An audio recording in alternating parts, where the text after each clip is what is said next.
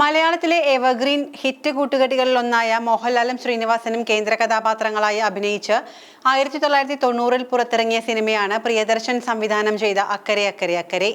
സത്യൻ അന്തിക്കാട് സംവിധാനം ചെയ്ത നാടോടിക്കാറ്റ്, പട്ടണപ്രവേശം എന്നീ ചിത്രങ്ങൾ അടങ്ങുന്ന പരമ്പരയിലെ മൂന്നാമത്തെ ചിത്രമായിരുന്നു അക്കരെ അക്കരെ അക്കരെ. ശ്രീനിവാസൻ രചന നിർവഹിച്ച പ്രിയദർശൻ സംവിധാനം ചെയ്ത ചിത്രം.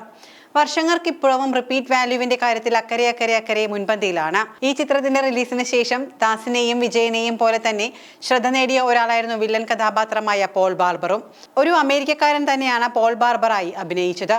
മ്യൂസിയത്തിൽ നിന്ന് മോഷണം പോയ ഒരു സ്വർണ്ണ കിരീടത്തിനെ പറ്റിയുള്ള അന്വേഷണത്തിനായി CIDകളായ ദാസനും വിജയനും അമേരിക്കയിലേക്ക് പോകുന്നതും അവിടെ വെച്ചുണ്ടാകുന്ന രസകരങ്ങളായ സംഭവ വികാസങ്ങളുമായിരുന്നു ചിത്രം പറഞ്ഞത്. മുകേഷ്, മണിയൻപിള്ള രാജു, സോമൻ, പാർവതി, നെടുമുടി വേണു എന്നിവരും ചിത്രത്തിൽ പ്രധാന കഥാപാത്രങ്ങളെ അവതരിപ്പിച്ചിരുന്നു. വില്ലൻ കഥാപാത്രമായ പോൾ ബാർബറിനെ പിന്നീട് ഒരു മലയാള സിനിമയിലും കണ്ടിട്ടുമില്ല. ഇന്റർനെറ്റിലും ഈ നടനെ കുറിച്ചുള്ള വിവരങ്ങളൊന്നും ലഭ്യമല്ല. ഇപ്പോഴിതാ പോൾ ബാർബറാകാനുള്ള നടനെ പ്രിയദർശനും സംഘവും എങ്ങനെയാണ് കണ്ടെത്തിയതെന്ന രസകരമായ കഥ പങ്കുവച്ചിരിക്കുകയാണ് നടൻ മുകേഷ്. കുറച്ചു നാളുകൾക്ക് മുൻപ് ഒരു ചാനൽ ഷോയിൽ പങ്കെടുത്തപ്പോഴാണ് അക്കരെ അക്കരെ അക്കരെ എന്ന സിനിമയുമായി ബന്ധപ്പെട്ട പിന്നാമ്പുറ കഥകൾ മുകേഷ് പങ്കുവച്ചത്.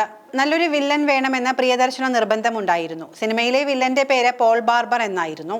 പോൾ ബാർബർ ഗംഭീരമായിരിക്കണം, മാത്രമല്ല അമേരിക്കക്കാരൻ തന്നെ ആകണമെന്നും പ്രിയദർശന നിർബന്ധമുണ്ടായിരുന്നു. അമേരിക്കയിലെ അഭിനേതാക്കൾ മണിക്കൂർ കണക്കാക്കിയാണ് ഡോളർ നിശ്ചയിച്ച പ്രതിഫലം വാങ്ങുന്നത്. പോൾ ബാർബർ എന്നത് വലിയ റോളുമാണ്. ഒരുപാട് ദിവസത്തെ ഷൂട്ടും ആവശ്യമാണ്.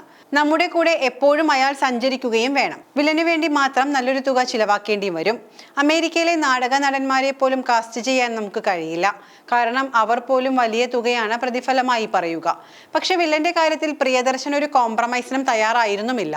അങ്ങനെ ഒരു ദിവസം ഒരു ഗാർഡനിൽ ഷൂട്ട് നടക്കുന്ന സമയത്ത് ഒരു വലിയ ട്രാഫിക് സിഗ്നലിനരികിലായിരുന്നു ഈ ഗാർഡൻ. അവിടെ ഒരു കാർ വന്നു നിന്നു. അതൊരു ഓപ്പൺ കാർ ആയിരുന്നു. അതിൽ നിന്നും ഒരു സായിപ്പ്, വെളുത്ത് തുടുത്ത് താടിയൊക്കെയുള്ള ഒരാൾ ഇരിക്കുന്നു. ഒപ്പം ഒരു പെൺകുട്ടിയുമുണ്ട്. ഇയാളെ ശ്രദ്ധിച്ച പ്രിയദർശൻ തന്റെ പോൾ ബാർബർ ഇതുപോലെ ആയിരിക്കുമെന്ന് ഞങ്ങളോട് പറഞ്ഞു. ഇയാൾ പോൾ ബാർബർ ആകാൻ വളരെ ആപ്റ്റായ വ്യക്തിയാണ് എന്നും പ്രിയദർശൻ അപ്പോൾ പറയുകയുണ്ടായി. ശേഷം സിനിമാ നിർമ്മാതാവ് വിജയകുമാർ അയാളെ സമീപിച്ച സിനിമയിൽ അഭിനയിക്കാമോ എന്ന് ചോദിച്ചു. അയാൾക്ക് ഷോക്കായി. കാരണം അവിടെ മറ്റെന്തോ ജോലി ചെയ്യുന്ന വ്യക്തിയാണ് ഇദ്ദേഹം. തങ്ങളുടെ വില്ലൻ കഥാപാത്രത്തിന് താങ്കളുടെ ഛായയാണ് ഉള്ളതെന്ന് അദ്ദേഹത്തോട് പറഞ്ഞപ്പോൾ എത്ര രൂപ നൽകുമെന്നായി അദ്ദേഹത്തിന്റെ ചോദ്യം.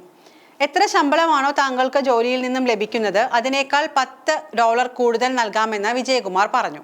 ഉടനെ അയാൾ കാർ ഒതുക്കി ഷൂട്ടിംഗ് സംഘത്തോടൊപ്പം ചേർന്നു. മുൻപൊന്നും അഭിനയിച്ചിട്ടുള്ള ആളെയല്ല അദ്ദേഹം, പക്ഷെ ഉഗ്രനായി ചെയ്തു. വലിയ വിജയമായിരുന്നു ആ കഥാപാത്രം എന്ന് മുകേഷ് കൂട്ടിച്ചേർത്തു.